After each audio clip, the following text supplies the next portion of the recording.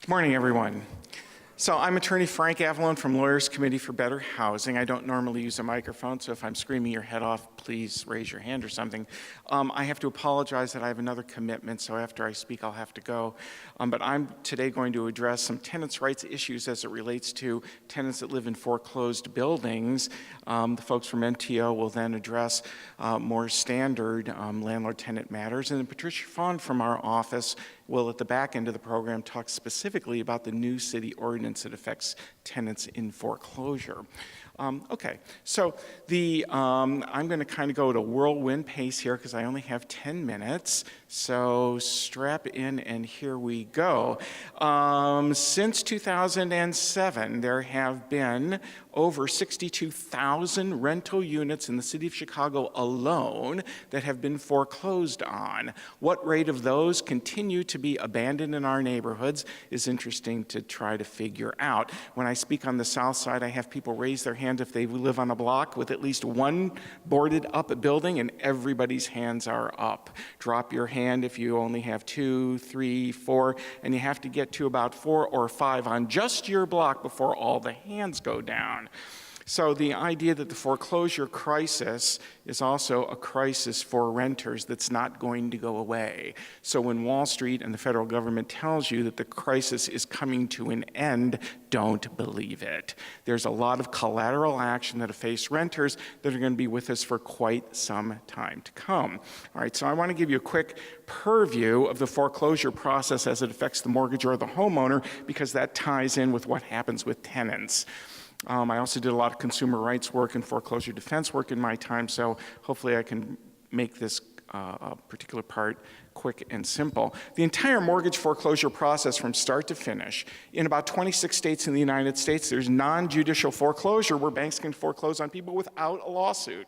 In Illinois, we're one of the states that requires a mortgage foreclosure lawsuit to be brought by the mortgage company against the homeowner, in the renter's context against the landlord. Those foreclosure cases in Illinois by law must last a minimum of 7 months. 7 months, even if the landlord never defends, never participates, never shows up, moves to Tahiti, whatever, 7 months. Okay? As a practical matter, most foreclosure cases in Chicago, in the Cook County court system, are taking approximately 18 months. If they're well defended, it could be that it would take maybe 3 years. So we have a 7-month to 18-month to 2-year time frame where the landlord is in the foreclosure pipeline. Yeah? How many tenants think that if their landlord is in foreclosure, they can stop paying the rent? From a common sense point of view, one might say, well, you're supposed to be using my rent money to pay the mortgage and you're not. Why should I be paying you? Well, I agree, but it's not the law. The law is he's still your landlord, you're still the tenant. Now, let's look for a minute about when that person stops being your landlord. There's a judgment for foreclosure, followed several months later by a judicial auction of the property, followed a month or 2 later by a final court hearing where the court blesses and confirms the judicial sale to the new purchaser. It's at that point that Mr. Landlord isn't Mr. Landlord anymore, but Mr. Bank is your landlord. Yeah? So don't pay that fool another dime after that confirmation of sale date. How will you know that? You won't. That's the nice thing. Chicago law says that the landlord's supposed to notify you within 7 days after they get the original court papers. Raise your hand if you ever heard of a landlord doing that.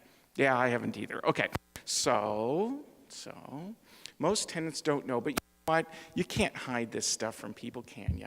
Tenants find out. They find out. And one way that they find out is because their landlord goes missing in action. I'm trying to pay my rent, but I can't. Where is the dude? He stopped collecting it. He doesn't respond to my emails, my text messages, my phone calls. You know? So a lot of landlords go AWOL. And I don't know about you, but most people, particularly low-income people, middle-income people, and as we know with wealth inequality in America, that group of people at the lower end is larger and larger and larger. I suppose includes me nowadays. So the vast majority of the population can't afford to just hang on to their rent money. If your rent is $850 a month, can you just let that burn a hole in your pocket? Don't you have something else to spend it on? Your kids' shoes, whatever it is. All right. So tenants are kind of stuck holding the bag with not knowing who's accountable to them. The landlord isn't available to make repairs, et cetera. All right, so at any point, if you are still continuing to pay your landlord, shame on your landlord for asking you for rent money after they've lost the property, but shame on you for not paying your rent up until that point, because just because the foreclosure has been filed doesn't mean the landlord's going to lose the property. I successfully defended many foreclosure cases. The landlord can file bankruptcy to save their property from foreclosure. There's a lot of things that can happen where the landlord is not going to lose the foreclosure. And so that's why they're still your landlord until they do. Now, once they do, once they lose the property, our studies show, and Patricia Fawn of our office leads our social science research arm, her studies have shown that over the years, over recent years since the foreclosure crisis, 86% of the time in a foreclosure, the bank winds up buying its own property. How many people here, raise your hand if you think Bank of America wants to be your landlord? And then with 70% of the housing market being guaranteed by Fannie Mae, Freddie Mac, and HUD, raise your hand if you think Freddie Mac wants to be your landlord. Fannie Mae. I used to dislike Bank of America at the top of the list. Now it's Fannie Mae, because they never, ever, no, not ever do what they're supposed to do. The banks, after foreclosure, they want to pretend like they don't know you. They're not interested in your money. All they're interested in is clearing the tenants out and boarding up the place and mothballing the place until they can find an investment firm on Wall Street to buy a huge block of these properties. How many people want Goldman Sachs owning half of the South Side? I don't either, but that's where all this is heading. All right, so there are some laws in play now that can help ameliorate that, but that's not going to stop the community action that's going to be needed not too far down the road from protecting our communities from this onslaught. All right, so let's look real quickly about some of the things that you can do. Within 21 days after the bank buys their own building at the foreclosure sale, they're supposed to send you a notification as the tenant that here's who the new owner is, here's how you get a hold of our agent, and now the law's been slightly twerked since late last year that says, and here's how you're supposed to pay your rent and to whom. Well, these banks don't really want your rent because they don't want to have any obligations to you, but okay. Patricia Fawn's going to talk a little bit about a new city ordinance that helps change that power dynamic to keep tenants in place a little longer. So here's the thing. I want a couple of takeaway messages. The banks, when they get a property in foreclosure, they have to take it as they find it. If you have a lease, the lease is valid. How many people here don't think they have a lease? Everybody has a lease. It's either in writing or it's verbal. Historically, the norm was verbal leases. That hasn't changed. Our modern obsession with having things in writing is well and good, but most leases are verbal and it's a lease, it's valid. Okay? So the new law says that when the bank takes over the property from foreclosure, they have to make a decision. They have to ascertain who lives in the property. They're supposed to come out to the property and make a good faith effort to figure out who's there. They can't just ignore you. They just can't give notices to unknown occupants. Rather, they're supposed to do a diligent effort to figure out who's there. And my encouraging advice to everybody is stand up and make yourself known. Tell renters to do that. Jump up and down and say, here I am. I rent here. I'm legitimately here. Because too many times these banks are sending their REO and realty agents out to the properties to have it boarded up, even though that's absolutely illegal. So if you don't want your tenant to be boarded up, come home and find the place boarded up, or you don't want tenants facing unnecessary eviction cases, they should stand up and make themselves known. Here I am, I've been living here for quite a while, I'm legitimately a tenant here. All right, now, some of these legal protections from the federal government, the state government, now local ordinance, they're designed to protect tenants, we're finding are having some opposite unintended effects. Because now what we're hearing from banks who don't want to be responsible from the property is they will now claim that your property or your tenancy is not bona fide because you don't pay enough rent. Your rent isn't high enough. You're not bona fide. Okay. So when you hear that, the BS meter should go off in your head. Yeah, big flashing light. Your friend, relative, neighbor needs to go talk to a lawyer. Like Lawyers Committee for Better Housing, there are other organizations that do this work as well. Not bona fide is simply the realty company's or the bank's way of trying to disrespect the tenant and trying to encourage them to move out without regard to where they're going to go, or to try to bribe you out the door with cash for keys in amounts that are grossly inadequate, and other sort of intimidation mechanisms that we've seen all too often. So tenants have the right to stay in place. Their leases are supposed to be honored. There's some other new provisions that Trish will talk about that take things from there. So here's some takeaway messages. Until the property is completely foreclosed, pay your rent to the old owner. If you, once the new owner is in place, you owe rent to them. Hopefully they will ask you for rent so that you can continue to live where you are. Be on the lookout for banks or realtors that try to claim that you're not legitimate because you're not bona fide. If you hear that buzzword, then your friend or relative needs to be talking to a lawyer, because chances are you are bona fide. Chances are you're legitimately where you are, and you shouldn't be treated with such level of disrespect. Unfortunately, that's all too common. Thank you. Thank you. Next, one thing I did not mention is that I am keeping time here, and they say they have so many minutes. So what I'm going to do is I'm going to go to the audience so that I won't have to stand behind you when your time is up and just acknowledge you. So our next presenter, come on up. Say your name and the organization.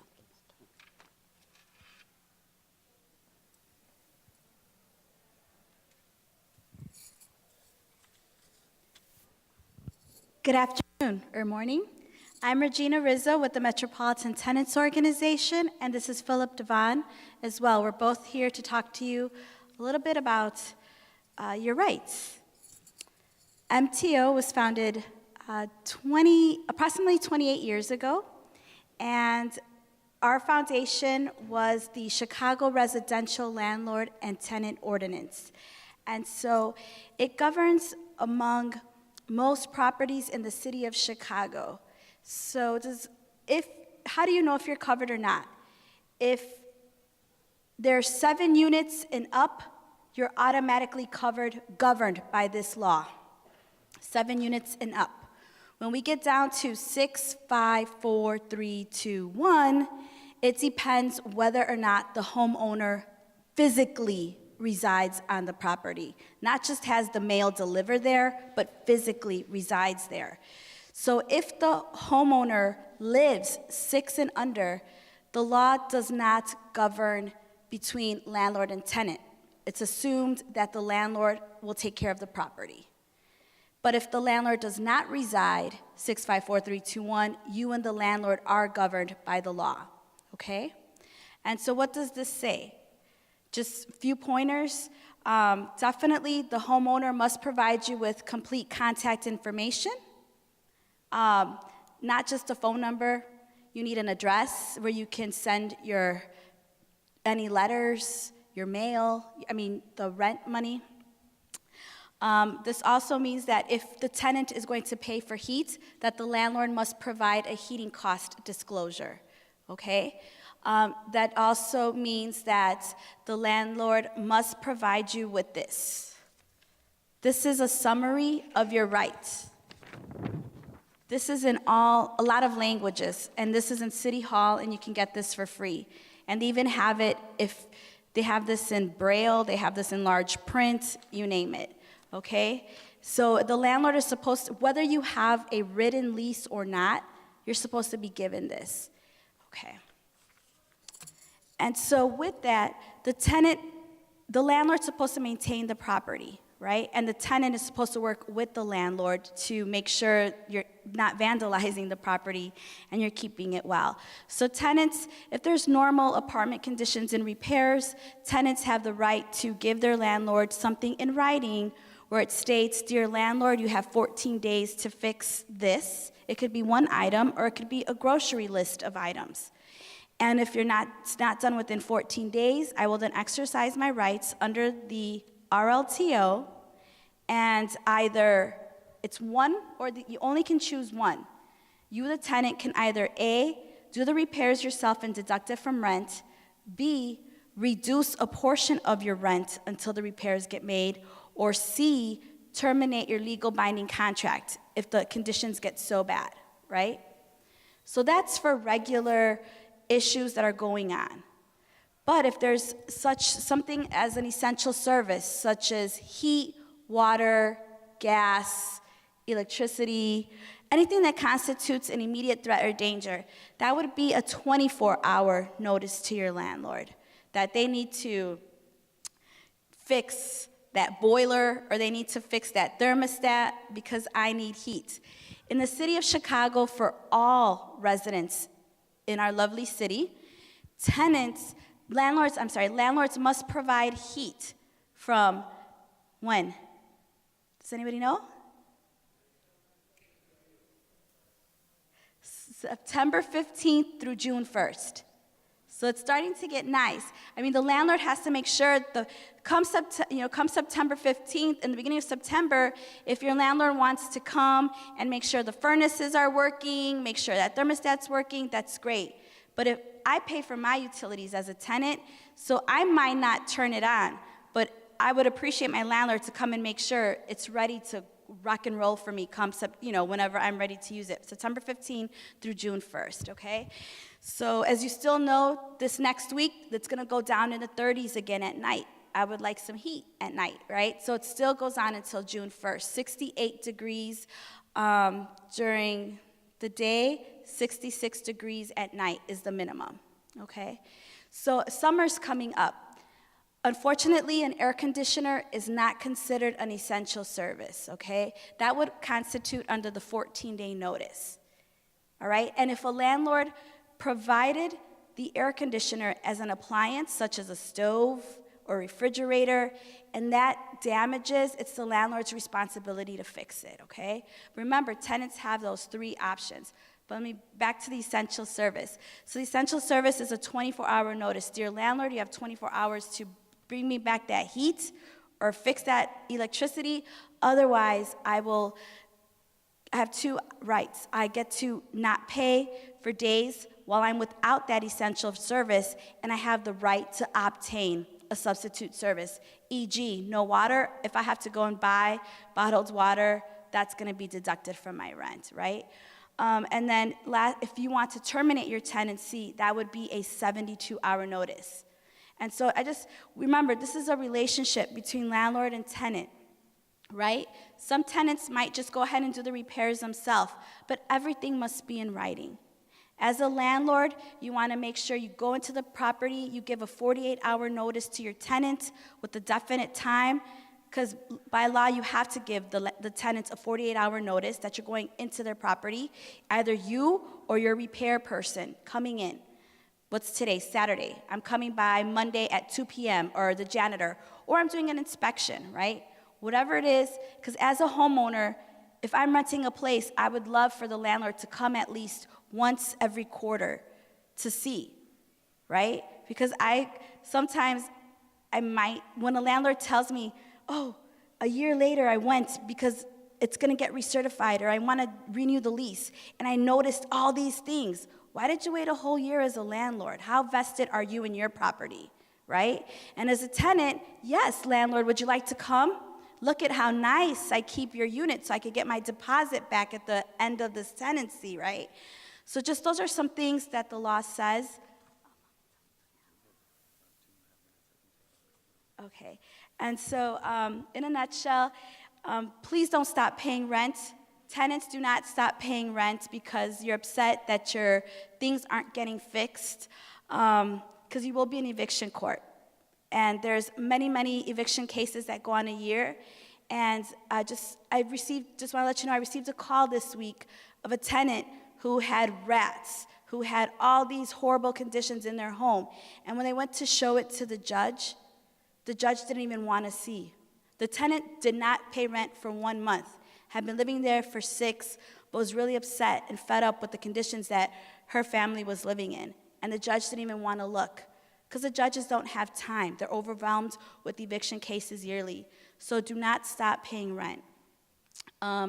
And landlords, please do not lock out your tenant. Don't take the law into your hands and take the eviction in your own hands, because it'll come out more expensive in the long run, because that is a criminal offense, and landlords or the homeowners or the agent representing the landlord could actually be taken to jail because it's a criminal offense.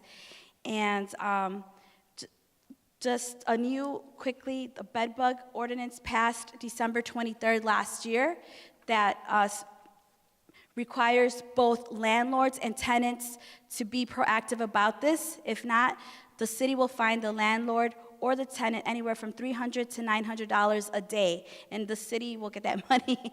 So you could always check our website, and our website has all this wonderful information, and leading to our website, there's a new tool that you can also access as well that Philip is gonna talk to you about. Hi. Quickly, I know we're running out of time here. We have 1 minute, so I just want to briefly touch on a new tool we developed for renters in Chicago. It's called Squared Away, and it's a mobile app. It's a tool that you can use on a phone or on your computer to address these types of issues and exercise your rights as a renter. The tool not only provides a plethora of information about renters' rights. It'll answer questions about evictions, leases, security deposits, but it actually lets you then assert your rights. For instance, just yesterday, someone used our app to successfully get their security deposit. The landlord owed them $1,200. They go in, enter their information in this app. It sends an email initially just to communicate, let the landlord know there's a problem. If the landlord doesn't respond, you can then escalate and actually send a legal notice, notifying the landlord that they're required to give this deposit back and explaining the law, and usually that's successful. Another big benefit of this is usually renters are doing things that could be legal if they had followed the proper steps, and since renters don't usually know their rights, this app is really important because it creates this paper trail, and it creates this documentation that is also that is usually what is keeping tenants from being able to remedy these common housing problems. So it's a great resource to learn about the RLTO. It's a great resource to address repair problems and protect yourself against future issues like losing your security deposit. So stop by our table if you have more questions about any of your rights, and just ask us for more information. Thank you. Yeah, and she had a good point. It is landlord friendly as well. This tool, if you know people, we're trying to encourage good communication, and landlords, it's important that they are part of this process and we create good relationships.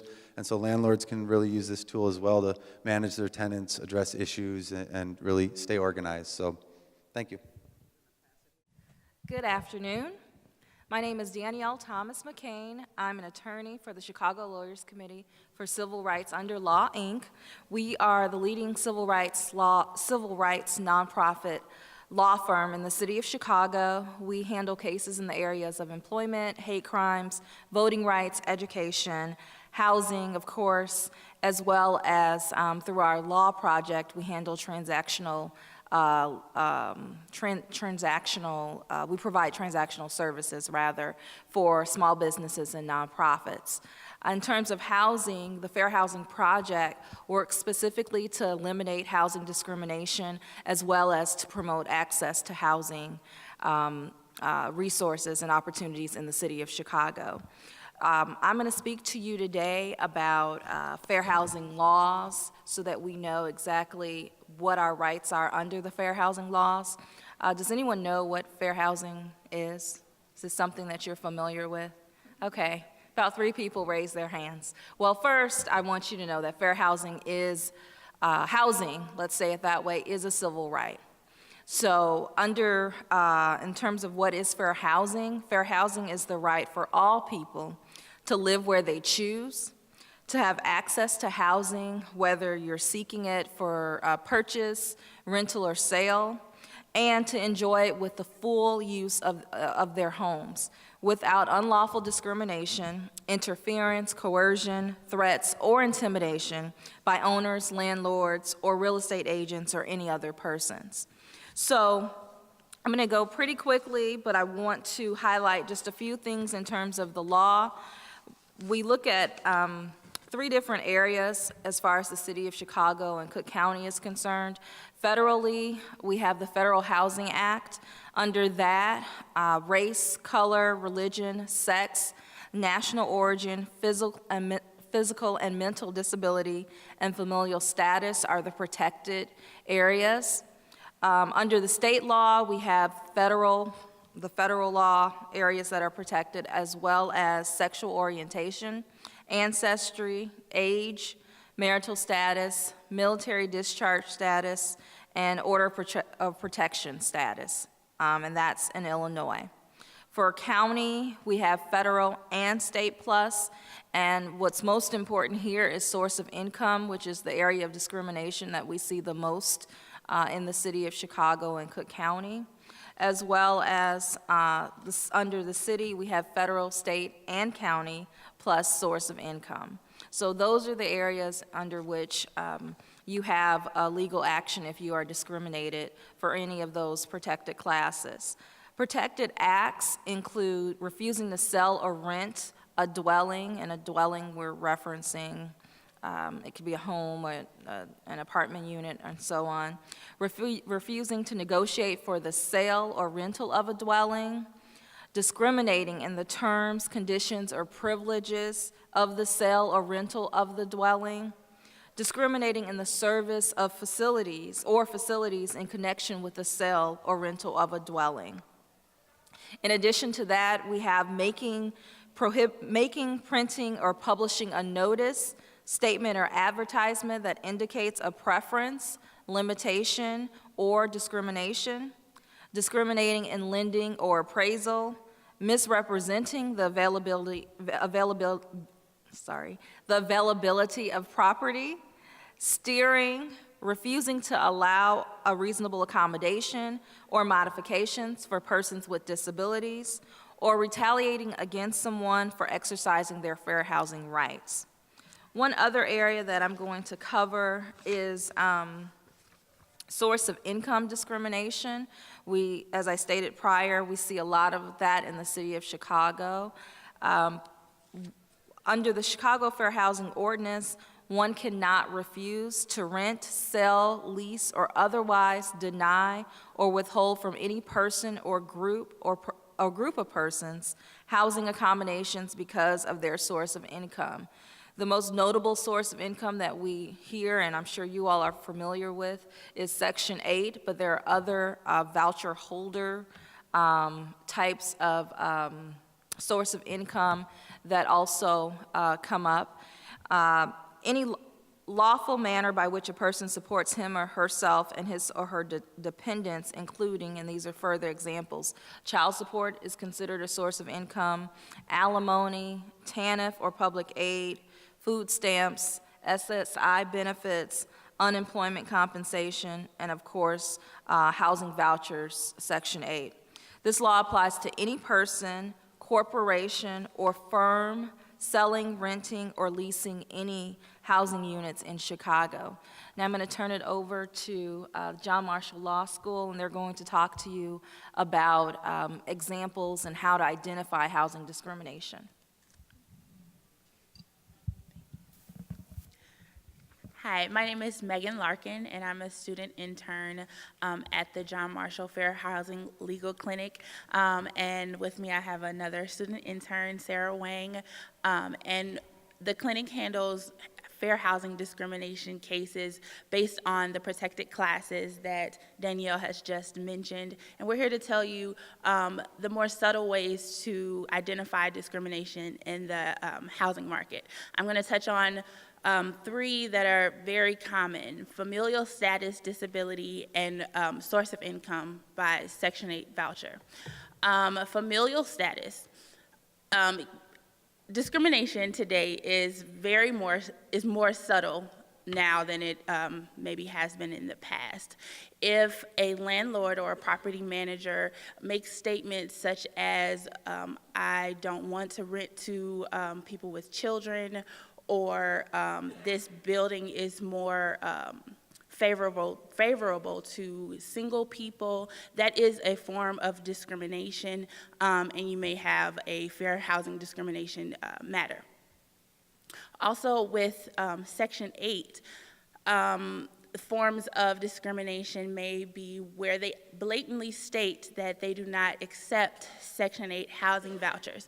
More subtly is where there are procedures in their rental process that does not allow individuals with a Section 8 voucher to live in the property, where they make provisions where, or regulations where your income must be 3 times the amount of rent, and they do not take the voucher under consideration as part of your income. And then finally, race. They can blatantly state that we don't rent to people of color or something of the matter, but it's normally more subtle. If you see a listing that is available and you contact the property and you show up and you find out that they don't want to rent to you, that is a form of discrimination.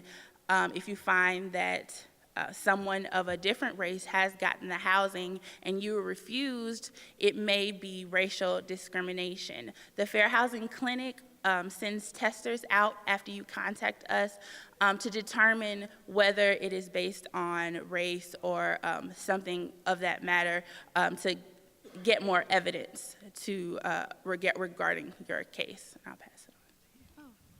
Thank you very much for the overview. As Megan said, my name is Sarah Wong, and I'm also a student intern at the Fair Housing Clinic. A little bit about our clinic. We actually take phone calls, referrals, interviews from people who believe that they suffer from housing discrimination.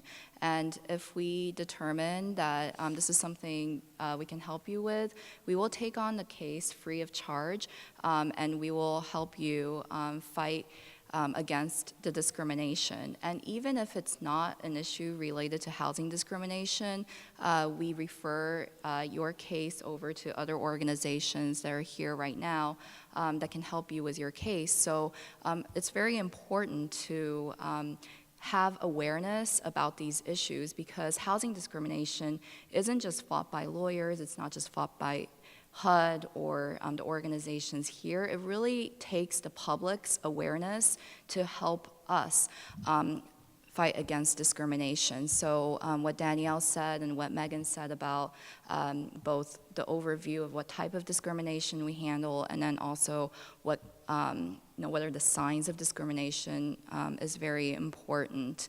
So what's not covered under the Fair Housing Act is obviously there are problems with housing in general. There's homelessness, there's discrimination such as offenders that are not covered under the fair housing laws. So we can't cover those, but we do try and use what we can under the law to help people who are in need. And really our experience at the clinic has been very wonderful, because we see cases all the time where the discrimination is not obvious on its face, it's subtle, like Megan was saying. So I've also dealt with cases where the discrimination was blatant, and you're thinking, what century are we living in? How can people still discriminate so openly? But the nice thing about the cases is it gives landlords warning, it gives real estate agents warning. Next time that they try and rent to someone or try and sell their home, they won't be so cavalier and refusing to rent to somebody or in discriminating against them. So one of the cases that I've worked with, there were an Asian family that wanted to rent and that wanted to actually buy a condominium, but when the head of the condominium saw the race of the potential buyers, they turned around and wouldn't even meet them. And then they told the real estate agent that they didn't want to rent to anybody who was not white. So that's a form of a blatant discrimination. But then there are other things like, for example, there was a student who thought she was being refused housing because she was a student and had student loans, and that's what the real estate agent told her. But then she felt that something wasn't right. You know how sometimes you can tell by people's body language or what they say that there must be something else going on. So she knew somebody at the Fair Housing Clinic, and she asked us for help. And we decided to send out a tester to see if there was some other reason other than her having student loans that prevented her from renting. So testing is when we send somebody, a volunteer, who goes to the same apartment, same house, and sees whether they get the rental property or the house, and these people are going to be a different race or a different nationality, different gender than the person who was refused housing. So when the tester goes to the apartment complex, she was of a different race, and she was actually given the housing. So that shows the whole reason that they gave, that she was refused housing because she was a student and she had loans, was not true. So this is the type of work that we do. If you have any questions about the law, or if you know anybody who may have been discriminated against, please contact us. Our number is 312-786-2267. We also have a website, with the John Marshall Law School, and we also have a table out back. So I hope that you can stop by and talk to us and learn more about housing discrimination in Chicago and elsewhere. Thank you. Oh, we have a few more moments. Okay, well, quickly, I wanted to also say, just to remember some takeaways. Housing is a civil right. If you experience housing discrimination, don't just ignore it and go on and move on to another property. Sometimes, as Sarah said, you might not know exactly what, but you usually have a gut feeling that something was not right. So follow through on that, even if it turns out, in fact, it was not discrimination. As I said earlier, we're a civil rights legal nonprofit, so we intake cases. We also do litigation.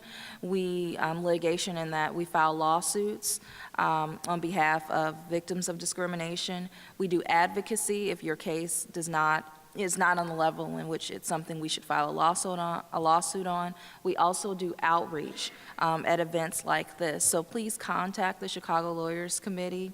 Our website is www.clccrul.org. You can also check us out on Facebook. Please be sure to like our page on Facebook.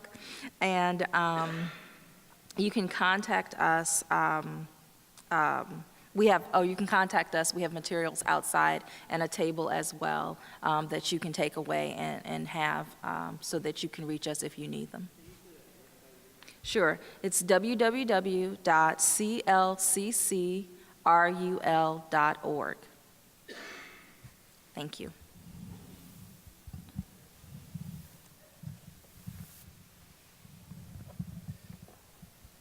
Good afternoon. My name is Ann Melakar, and I'm with the Circuit Court of Cook County Foreclosure Mediation Program. Unlike the rest of the folks here, I am not an advocate. I'm neutral because I work for the court. The foreclosure mediation program, you've already heard a little bit about foreclosure generally so far today. Our program is for homeowners who are trying to work something out with the bank in order to stay in their property, who've already are in the foreclosure process. Through either a loan modification or repayment plan or some sort of workout agreement. Basically, a loan modification is any changes to the original loan agreement with the bank, such as how many years to pay back the loan, such as the interest rate, or any other aspect of the loan itself. There are 3 parts to the program, to the foreclosure mediation program. The one is the community outreach, in which different community organizations all over Cook County, they get lists of the new foreclosure filings, and then they go out in the neighborhoods and knock on doors to give folks resources regarding what happens in court and how to deal with their foreclosure situation, as well as there are also folks that if you are a tenant, you should know that you are a tenant and you are not the homeowner, because then they can pass that information along. And they also check whether there are vacant properties as well. The second aspect is housing counselors. HUD certified housing counselors are professionals at knowing about the different programs at the different lenders and how to apply for them. They work with these either government or non-government forms and the bank forms every day, so they know exactly how to fill them out, to check the right boxes, so that the applications aren't rejected for missing a box checked. And the third aspect of the foreclosure mediation program is the legal help. There are free legal services for folks in the foreclosure process, as well as if your case does go to mediation itself, an attorney is appointed to assist you. Basically, mediation is a chance to sit down with a bank representative and with a neutral mediator to see if an agreement can be worked out after already having tried the first try. If something is not worked out easily, then it can go to mediation. In Cook County, the judge has to sign an order referring a case to mediation, and then if they don't have an attorney, then they can be appointed, a volunteer attorney can be appointed to help with the mediation itself. In order to get started with this program, if you are facing foreclosure, then the easiest way is to call the hotline, and that number is 1-877-895-2444, or you can go to the website, which is www.cookcountyforeclosurehelp.org. And from there, you can make the appointment. They'll make the appointment for the housing counselor as well as the free attorney to get all of that process started. If you are not in foreclosure, but you still are having difficulty paying your mortgage, you could always find a housing counselor. And the easiest way to do that is by going to HUD's website, which is www.hud.gov. It's hud.gov. And when you go to that website, they'll have a map of the United States. Just click on Illinois, and a list of probably around 50 organizations will come up, and most of which are here in Cook County or Cook County area, which is the easiest way. For all of the entire foreclosure mediation program, as well as any HUD certified housing counselors, all of their services are free because we pay our taxes. It's one of the wonderful benefits we get from our taxes. And one of the important things to, if you are facing foreclosure or if you are just having difficulty paying your mortgage, is that, and you need help, is not merely to rely on something that you found on the internet from another state. There are lots of fraudsters out there. Try to avoid them. Basically, the first thing that you would need to know is that any attorney is licensed in a particular state. And so if you think you're hiring an attorney, but they're in California or Utah, they probably are not able, unless they happen to have an Illinois license too, it would not be legal for them to help you in Illinois. If you think you may have been a victim of fraud regarding loan modification, or if someone tries to ask for money upfront for loan modification help. You could always call the Illinois Attorney General's office, Lisa Madigan's office. Their homeowner helpline is 1-866-544-7151. And even if you're not sure whether this company that you heard about is legit or not, it's always good to check it out with them. And even if you are hiring an attorney, even if they, particularly if they're not local here right in the area, it's good to check and make sure that they actually do have a license. I would say every week, people come and tell me that they're hiring this attorney, and then when I go and look to check and make sure that they have a license, it's more likely than not that it turns out that they don't have a license here in Illinois, or they have no relationship to Illinois at all, or they're not even an attorney anywhere. So it's important that you check it out, and when in doubt, contact either the helplines to find out what you can do next. I think that's all I have right now. Thank you. Hi, my name is Patricia Fraun with the Lawyers Committee for Better Housing. The Lawyers Committee for Better Housing offers comprehensive legal and supportive social services to renters throughout Chicago. We offer services through several core programs which focus on, for instance, eviction defense, where we have attorneys that will represent tenants in eviction court. We assist tenants that are having building conditions issues. And we also assist tenants that are living in foreclosed buildings. And that's what I'm going to talk about today with our Tenants in Foreclosure Intervention Project. So Frank, my colleague, spoke a little bit about the foreclosure process and touched on some general rights for renters during foreclosure. I'm going to speak specifically about a new ordinance that went into effect September 24th of 2013 in Chicago.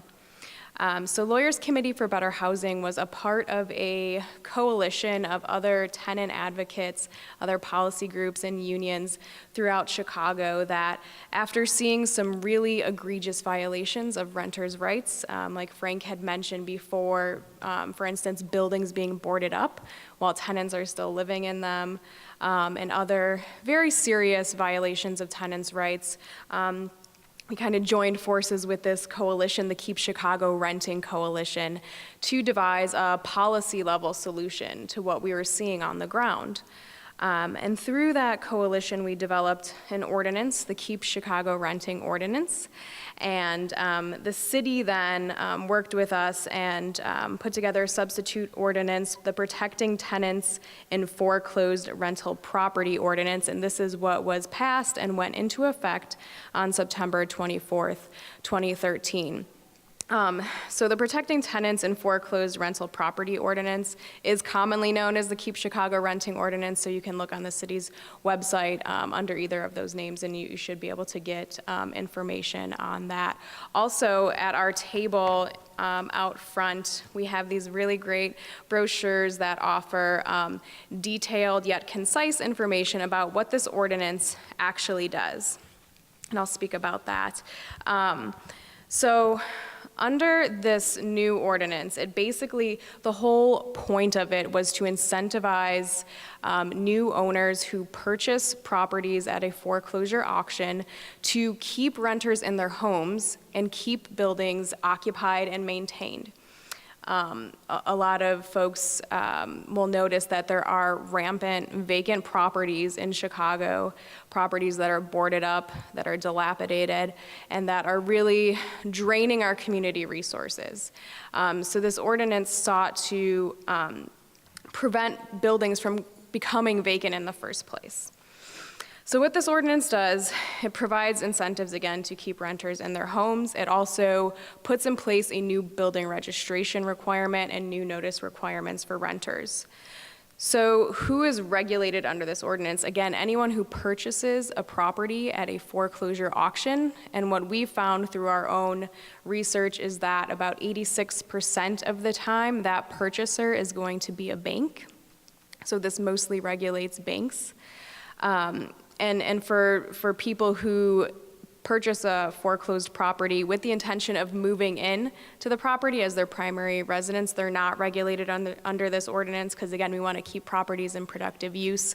Also, nonprofit lenders are exempt as well. So who is covered under this ordinance? Who has protections under this ordinance? So all tenants have the basic notice protection. So they have the right to receive a new notice. And this new notice provides the contact information of the new owner, which is really important that tenants know who is now their landlord, essentially. Who can they contact if they have building conditions issues? Who should they be paying their rent to, for example? And new owners cannot collect rent until that new notice is properly provided to tenants in writing. However, once the notice is provided, the new owner can collect all rent that is due to them. So let's say the bank drags their feet, doesn't provide the notice for 2 months after they become the new owner. So after they purchase the property and the sale has confirmed, and the court has confirmed that foreclosure sale. Let's say they wait a little bit of time to getting you that notice. They can then go back and collect 2 months worth of rent at one time. Which is very burdensome for a lot of renters. So if no one is asking for rent, it's imperative to hold that rent aside somewhere. Okay, so some of the really great protections, and I have to say some of the strongest protections in the nation, go to qualified tenants in Chicago. So what is a qualified tenant? A qualified tenant is a person who has a bona fide rental agreement. It can be written, it can be verbal, it doesn't matter the time frame. It could be month to month, it can be a year lease. So it's a person who has a bona fide lease that meets 3 requirements. The renter cannot be the previous owner of the property, nor can he or she be the child, spouse, or parent of the previous owner. Also, the lease had to have been the result of an arm's length transaction or had to have been entered into by 2 people acting in their own best interest. And finally, the rent cannot be substantially below fair market rent, which is very vague. There's not a lot of guidance on what exactly that means. What does substantially below mean? So as my colleague Frank had mentioned, we feel that most renters are qualified tenants.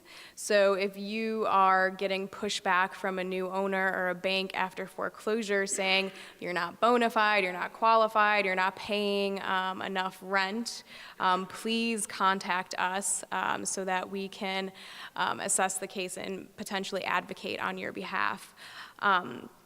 Okay, so that's who the qualified tenants are. So what types of protections are offered under this ordinance? So new owners essentially have 2 paths that they can choose. They can either continue to rent to a qualified tenant under similar terms that the tenant had under their previous rental agreement. So for instance, this ordinance stipulates that if the new owner comes in and you're a month-to-month tenant, wants to increase the rent, they cannot increase the rent by more than 2% of what the tenant was previously paying. That's to ensure that drastic rent increases cannot be a way to skirt this ordinance. So they would have to continue this rental relationship, to continue to renew or extend the lease until the property is sold to a third-party purchaser. Again, we want to keep properties in productive use. So we're looking at the window of time from when the court confirms the foreclosure sale and there's a new owner to when they sell it to a third party who will hopefully continue to keep the renters in place as well. If the new owner or bank chooses not to continue renting to the tenants, if they say, I don't want to be a landlord, I don't want to deal with this, I'm not going to renew or extend a lease, they have to provide relocation assistance to tenants. And the relocation assistance is in the amount of $10,600 per household, not per person, so it's per rental unit. And it's important to remember that unpaid rent can be deducted from that $10,600. Also, it's really important to understand that this option, which option to pursue, that's on the owner's end. So the tenant can't say, well, thank you for offering me this new lease, but I don't like my apartment anyway, so just give me the $10,600 and I'll be on my way. It doesn't work that way. Renters do not have the choice in this situation. It's the choice of the owner. Either renew and extend a lease or give the relocation assistance. And the relocation assistance must be provided within 7 days of the tenant moving out of the property. Tenants can also still be evicted, just like any other landlord-tenant situation if the tenant fails to pay rent, if the tenant breaches the lease. So it's really important to keep abiding by lease terms and continue to pay rent so that you have full enjoyment of these really great protections. Finally, if you do end up in eviction court because of the foreclosure and not because of non-payment rent or breach of lease violation, you have the right to have your records sealed, which will protect your credit and will protect your ability to rent in the future. Another great part about this ordinance is that there are penalties. So if a renter feels that their rights have been violated, they can potentially file a lawsuit and recover damages. And if it's a violation of the relocation assistance, they may potentially have the right to collect double the relocation assistance fee. So I can go on and talk about this, but I know I have to stop. So please, if you do have questions about this ordinance, reach out to us, Lawyers Committee for Better Housing. We have great resources outside. Also call our free helpline for renters in foreclosure, 312-784-3505. Thank you. Thank you. My name is Joyce Gibson, and I am a real estate broker and the past president and board member of the Dearborn Realtors Board, which is the oldest and largest African-American real estate trade association in the state of Illinois, founded in 1941. And I see here I'm supposed to talk about wealth inequality. And so I'm going to try to talk about wealth inequality, but I also want to kind of touch on, because of some of the previous speakers and what we've talked about here. I've been in real estate since 1981, probably since before some of the speakers on this panel were even born. And so I've seen a lot of changes in housing. I've seen a lot of housing discrimination. And I think what's very interesting for me, and I said this last year, I'm going to stop talking about foreclosure. I am a HUD certified counselor. We were doing HUD counseling to keep people in homes before it was trendy. We started finding out about short sales and having to do them before we could even get to selling a house, before it went to foreclosure, keeping the person in the house so we could sell the house on the other end. So a lot of us became very, very knowledgeable in short sales and how to mediate with the banks and how to do loan modifications, and as a result of that, decided to just go and get the training and become a HUD counselor. And I think that one of the reasons this is on here about wealth inequality, for a long time in the real estate industry, there's always been the discussion or the debate about race and value. And I want to bring that up because we're still having that debate. And what you see right now in terms of the communities of color that have been plundered and pillaged by foreclosure is the result of race and value. Very simple. When we talk about the communities of color that have been plundered by foreclosure, and we can see blocks and blocks of properties that are boarded. The Woodstock Institute talks about zombie properties. These properties are boarded and vacant not because someone couldn't buy them. A lot of them are boarded and vacant because they're zombie properties. We deal on a regular basis with owners who thought they were being foreclosed on. Banks got all the way to the day before the sheriff's sale and vacated the order of foreclosure, the motion for foreclosure. And so when these people are contacted, they say, oh no, I lost that house. That house has been gone a year. That house was lost in foreclosure a year ago.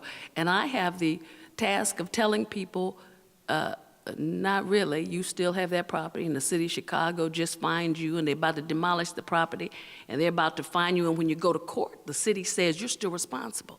A lot of these owners don't even know they don't have the property. That's a fact. When we talk about tenants, and I want to talk about that because prices right now are so low. Every tenant should be a every renter should be an owner. So when we keep Chicago renting, we need to keep Chicago buying. Most of the tenants that are in some of these buildings could afford to buy the buildings that are in foreclosure. Unfortunately, there are several things that work against them. One, the properties are priced. This is the value and race. The properties are priced at $40,000, $30,000, $20,000. You can't get a mortgage for $20,000 or $30,000 or $40,000. Most people don't know that. There are very few banks that will give you a mortgage under $50,000. And so the tenant that could buy the building can't get a mortgage to buy the building. The building gets boarded. The tenant continues to be a renter. These properties have been devalued to a point so that they can be picked up by large corporations, by hedge funds, companies that are traded on the stock exchange. They are buying these properties, boarding, holding, rehabbing, and then turning them into rental properties. Not just 2, 3-unit buildings, we're talking about single-family homes. We're talking about single-family homes in communities of color that were very stable. We're talking about South Shore, we're talking about Chatham, we're talking about Humboldt Park, we're talking about Lawndale. Communities that were stable communities have been devalued disproportionately. We had this class with the Appraisal Institute and a bunch of appraisers asking the questions. During the height of the foreclosure, Belmont Cragen was one of third in line in terms of foreclosures being filed. They have a wealth of Chicago bungalows. Before the crash, those Chicago bungalows were valued at $320,000, $400,000. After the crash, when they got sold, they were being sold foreclosed prices, $129,000, $240,000, $189,000. Black community, South Shore, the same wonderful Chicago bungalows that before the fall were being sold at $300,000, $250,000 and higher, were now being sold for $40,000, $60,000. So where is the balance here? Now, we've had this conversation with appraisers back and forth because appraisal is supposed to be an objective process. Well, you know, when we say objective about anything, it's what you bring to the table. I'm an appraiser, and I have a perception that Lawndale is high crime, that Lawndale is a community with incomes. I can see the incomes, $30,000, $40,000. I don't give value or weight to the fact that they have been long-term residents, that these people have kept their homes up, that it's a viable community. And so therefore, I bring to it with what I know about Lawndale. I've had appraisers call me and say, can you meet me at the property and is it safe? You think that plays into their valuation of the property? Of course it does. And so when we, and I say we, I mean the Dearborn Realtors Board, are constantly having this debate with appraisers, with the banks, and when I say debate, they're lively debates about how our properties are being devalued. That is wealth that we as a community have lost. It will take the African American community 20 to 30 years to regain the value that we've lost over the last 10 years. It's going to take us that long to rebuild that value. So when I'm hearing the young lady talk about just with a lawsuit to discrimination, and we need to be finding somebody guilty of some discrimination, because for me, that's a subtle form of discrimination. Devaluing our communities is a discriminatory process.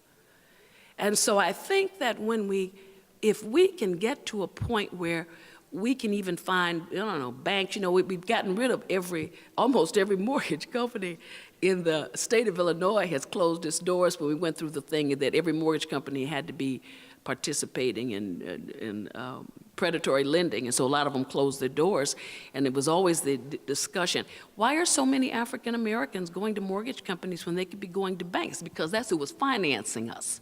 That's the reality. We had this discussion back, and I remember with Gail Sincata, God rest her soul, the discussion about bringing banks into our community. Our banks didn't start building in African American communities until the late 80s and early 90s. We were going to currency exchanges. We'd have banks, all these wonderful banks in our community. So as we started down this path with the deregulation and people buying homes, we said it all the time, the wealth was always in our community. The buying and selling is always about our community. We drive it.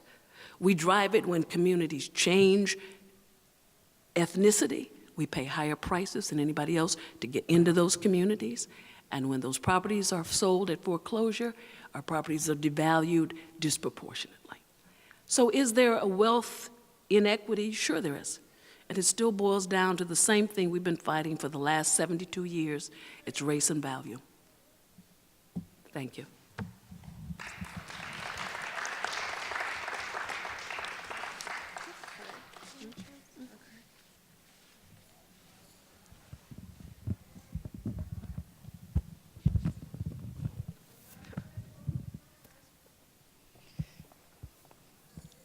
There's your alarm. Your minutes are up. We want to thank everyone who has participated